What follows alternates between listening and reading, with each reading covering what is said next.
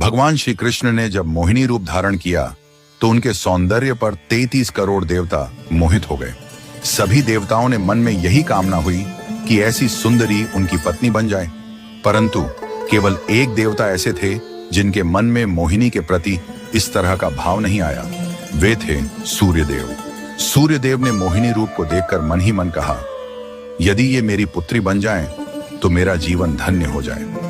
सूर्यदेव की इस भावना को समझकर भगवान श्री कृष्ण ने उनकी ओर कटाक्ष किया और संकेत किया कि उनकी इच्छा पूर्ण होगी। समय बीतने के बाद सूर्यदेव ब्रजभूमि में वृषभानु महाराज के रूप में अवतरित हुए।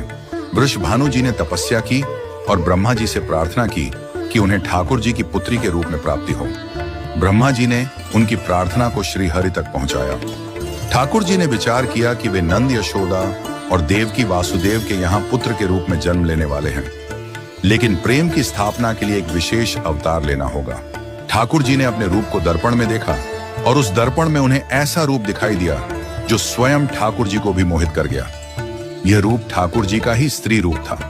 उन्होंने इस रूप को स्थिर किया और लक्ष्मी जी के वस्त्रों, आभूषणों और श्रृंगार सामग्री का उपयोग करके इस दिव्य स्वरूप को सजाया। जब यह स्वरूप पूर्ण हुआ तो ऐसा प्रतीत हुआ मानो सूर्य और चंद्र का एक साथ मेल हो गया हो।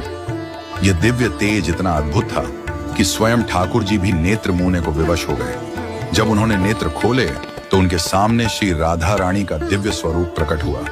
श्री राधा के प्राकट्य का समय सुबह 4 बजे का था, जो ब्रह्म मुहूर्त का समय है। भगवान के अन्य अवतारों का प्राकट्य दोपहर 12 बजे या रात्रि 12 बजे होता है, परंतु राधा रानी का जन्म ब्रह्म मुहूर्त में हुआ, जो नए दिन की शुरुआत का प्रतीक है।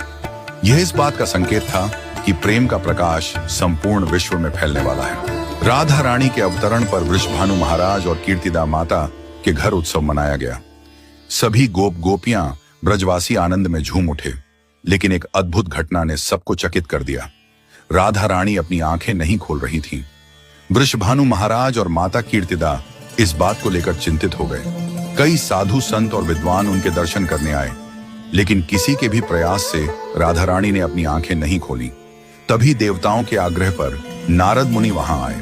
उन्होंने राधा रानी के पास बैठकर उनकी स्तुति की। नारद मुनि ने जैसे ही स्तुति गाई, राधा रानी ने पहली बार अपनी दिव्य नेत्रों से नारद मुनि की ओर देखा। उस समय राधा रानी का स्वरूप ऐसा था मानो मृग नयनी सुंदर बालिका अपने पालने से झांक रही हो। यह दृश्य देखकर नारद जी आनंद से झूम उठे। उन्होंने अपनी वीणा और करताल बजाकर कीर्तन प्रारंभ कर दिया और गाने लगे, जय राधे जय वृंदावन वासिनी। वृषभानु महाराज यह